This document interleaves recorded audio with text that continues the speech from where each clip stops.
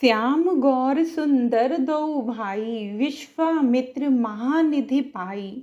जय श्री राम। सद्भाव रामायण अध्याय 55 परशुराम का आगमन भाग 2। जनक राजा घबराए। उन्होंने धीरे से धनुष यज्ञ की पूरी बात बताई और शिव धनुष के टुकड़े हुए हैं। यह बात जब परशुराम जी ने सुनी और टुकड़े अपनी आंखों से देखे, तब अपने गुस्से को वे काबू में नहीं रख सके। जनक जैसे एक महान विवेकशील पुरुष का हाथ पकड़कर उन्होंने कहा, हे जड़ जनक, हे मूर्ख, जल्दी बता, यह शिव धनुष जिसने तोड़ा हो उसे इन राजाओं से अलग निकाल, ताकि मैं उसे अकेले को मार डालूं। और यदि उसे अलग नहीं निकाला तो यहाँ बैठे एक एक राजा को मैं मार डालूंगा। एक व्यक्ति के कारण मैं सबको मार डालूंगा। ऐसा जब परशुराम जी बोले तब राजा घबराए। सबको हुआ, एक के कारण सबको मार डालने की बात ठीक नहीं लगती। फिर तो सभी को पछतावा हुआ कि जनक जी ने खुलेआम जब हमें ऐसा कहा कि आशा छोड़कर सभी अपने अपने घर चले जाइए, तभी यदि हम निकल गए होते, अब तक घर पहुंच गए होते। अब तो यहाँ से छूट सकें ऐसा संभव नहीं है। परशुराम जी कदाचित एक के कारण सभी का नाश करेंगे। सभी कांपते हैं। भगवान राम समझ गए कि जनकराज तकलीफ में हैं, वे मेरा नाम नहीं ले सकेंगे।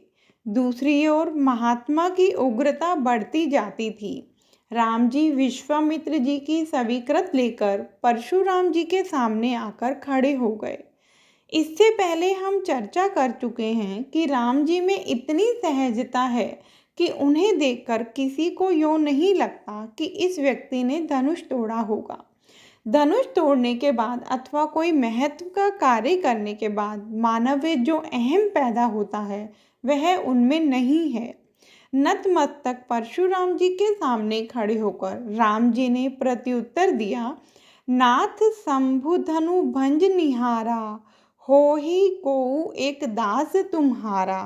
नाथ, शिव धनुष तोड़ने वाला जरूर कोई आपका ही सेवक होगा।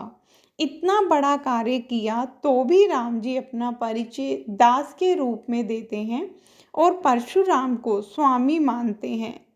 प्रायः असाधारण काम करने के लिए समाज में खुद को स्वामी के रूप में प्रस्तुत करने का प्रयत्न होता है, पर राम जी इतना बड़ा काम करने के बाद भी स्वयं को सेवक के रूप में प्रस्तुत करते हैं। यह है राम जी की महानता। शिव धनुष तोड़ने वाला आपका कोई सेवक होगा, ऐसा राम जी बोले कि परशुराम जी एकदम गुस्से में आ गए और कहा, राम, बोलने से पहले विचार कर। सेवक तो सेवा करता है, तूने तो दुश्मन जैसा काम किया है। राम, कान खोलकर सुन ले, जिसने यह शिव धनुष तोड़ा है वह सहस्त्र बाहु से भी बढ़कर मेरा कट्टर दुश्मन है। उसे मैं छोड़ूंगा नहीं। परशुराम जी राम जी को धमकाने लगे। लक्ष्मण जी ने यह सहन नहीं हुआ। उन्होंने विश्वामित्र जी से कहा, बाप जी, आपने यह गलत मुलाकात करवाई। कारण महात्मा बहुत ही उग्र हैं और राम जी बहुत ही सरल हैं। यह मुलाकात मेरे साथ होनी चाहिए, भले ही मेरा अपमान हो, पर इस समय मेरी ज़रूरत है। विश्वामित्र जी कबूल हुए। जय श्री राम।